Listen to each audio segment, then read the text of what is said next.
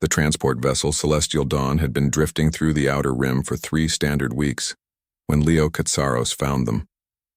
The ship was small, elegantly designed with crystalline panels that refracted starlight in ways human engineering had never quite mastered. But it was dead in space, life support failing, distress beacon barely functional. Leo had been running supplies to the mining colonies on Titan's edge when his sensors picked up the signal. He was nobody special, just another human freight hauler trying to make ends meet in a galaxy that had recently opened its doors to Earth. Most species considered humans curiosities at best, primitive newcomers at worst. The Galactic Assembly had only granted humanity provisional membership 5 years ago, and plenty of races still questioned whether humans belonged among the stars. But Leo's grandmother had taught him something that transcended politics. When someone needed help, you helped them. No questions asked. The airlock hissed as he forced entry into the dying vessel. Emergency lighting cast everything in a pale blue glow. Leo moved through corridors lined with strange flowing script and architecture that seemed grown rather than built. He found them in what appeared to be a stateroom. 3 figures huddled together, their bioluminescent skin dimmed to barely a flicker. They were Velkari, he realized with a start. One of the oldest and most powerful species in the known galaxy. And they were children. "Hey," Leo said softly, keeping his movements slow and non-threatening. "I'm here to help." The tallest of the 3, she couldn't have been more than 10 in human years, stepped forward protectively in front of the other 2. Her eyes were large and opalescent, filled with fear and determination in equal measure. We speak your language," she said haltingly. "We learned. For diplomatic mission." "That's great," Leo replied, offering a gentle smile. "My name is Leo. What's yours?" "I am called Elsa. In your tongue." She gestured to the smaller children behind her. "My sisters. Mira and Talia, our ship broken, our guards gone."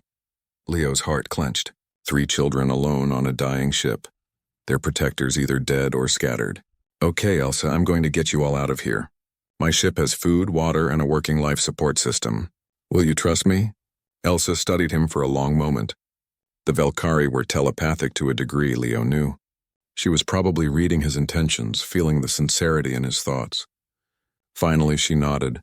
Getting them aboard the Nomad runner was the easy part. The hard part came when Leo started asking questions. "Where were you going? Where's your family?" Elsa's luminescence dimmed further. "We cannot tell you. If they find us, if they know humans helped us." She looked up at him with ancient eyes and a child's face. "The Kreshtar Syndicate wants us dead. They attacked our convoy, killed everyone. We hid in the escape vessel, but the hyperdrive failed." The Kreshtar Syndicate. Leo had heard of them. A criminal organization that spanned dozens of systems, dealing in everything from weapons to slaves to political assassination. And somehow these 3 children had ended up on their hit list. "You're safe now," Leo said, making a decision that would change his life forever. "I won't let anyone hurt you." For 2 months, Leo kept them hidden. He taught Elsa how to read human star charts and navigate by Earth constellations. He introduced Mira to classic Earth literature, watching her devour everything from Alice in Wonderland to The Little Prince. Talia, the youngest, loved music, and Leo would play his grandmother's old guitar while she hummed along in harmonics that made his chest vibrate with emotion. They were just kids. They laughed at his terrible cooking, asked endless questions about Earth and humanity, and slowly, the light returned to their bioluminescent skin. Elsa began to smile more, the weight of responsibility lifting as she realized she didn't have to protect her sisters alone. But the Kreshtar were persistent. They tracked shipment records, monitored communications, and slowly narrowed their search. Leo moved constantly, never staying in one port too long, always looking over his shoulder. He burned through his savings, called in every favor he had, and made enemies of dangerous people, all to keep 3 alien children safe. The attack came at a refueling station near the Proxima Relay. 6 Kreshtar operatives, heavily armed, boarding the Nomad runner before Leo could break dock. He fought like a man possessed, using every dirty trick he'd learned growing up in the rough districts of New Seattle. He took down 4 before a plasma bolt caught him in the shoulder, spinning him to the deck. The lead operative advanced on Elsa and her sisters, weapon raised. Leo tried to stand, tried to reach them, but his body wouldn't respond.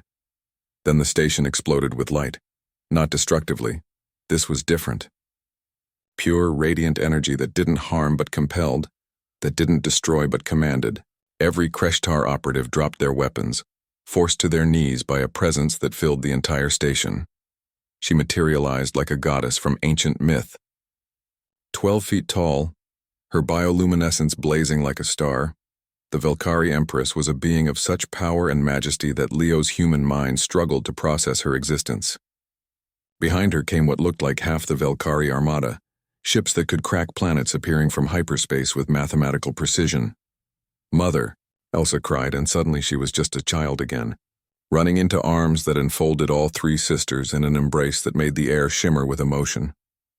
The Empress held her daughters for a long moment, and Leo could see her luminescence cycling through colors he suspected represented profound emotions humans had no words for. Then those vast, knowing eyes turned to him. Leo tried to stand, managed to get to one knee despite the pain. Protocol when meeting foreign dignitaries demanded respect, and an Empress. "You are Leo Katsaros," she said, her voice like music and thunder combined. "The human who found my daughters, who kept them safe when the entire might of my empire could not locate them." "Yes, Your Majesty," Leo managed. "You fed them, taught them, protected them from the Syndicate." She glided closer, and Leo could feel the power radiating from her like heat from a sun. "They attacked you, and you fought. You would have died for them. They're kids," Leo said simply. "Someone had to." The Empress was silent for a moment. Then impossibly she knelt, bringing herself to eye level with him. Throughout the station, thousands of Velkari warriors made gestures Leo suspected were significant.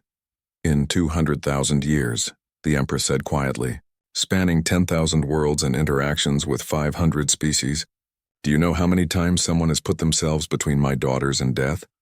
Expecting nothing in return." Leo shook his head. "Once." She reached out, her hand gentle despite its power, touching his forehead. "Today, you, Leo Katsaros, one human. The galaxy calls your people primitive, young, unproven. But I have learned something in these moments. Humanity may be new to the stars, but you carry something ancient within you. Something precious. Compassion without calculation. Courage without expectation of reward." She stood, and her voice carried through the station, broadcast across the fleet, transmitted to every corner of the Velkari Empire. "Let it be known, the human Leo Katsaros is hereby granted the title of Shield Guardian, an honor last bestowed 40,000 years ago. He and his people are under the eternal protection of the Velkari Empire. Any who threatens them threatens us. Any who aids them aids us." Elsa ran to Leo, throwing her small arms around him despite his injuries. "Thank you," she whispered. "Thank you for seeing us as people first and princesses second." Leo hugged her back, overwhelmed. He'd just been trying to do the right thing. He hadn't expected to change the course of human history, to elevate his entire species in galactic standing, to forge an alliance that would echo through centuries. But that's what humans did, he supposed. They helped. They cared. They protected the vulnerable, even when it cost them everything. The Empress smiled, an expression of such warmth that it made Leo understand why entire civilizations revered her. "Come," she said. "You have much to teach us about humanity, and we have much to teach humanity about the stars."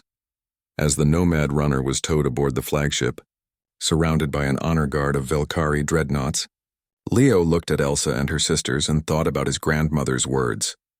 Sometimes, he thought, the most important thing you can do is simply be there for someone who needs you.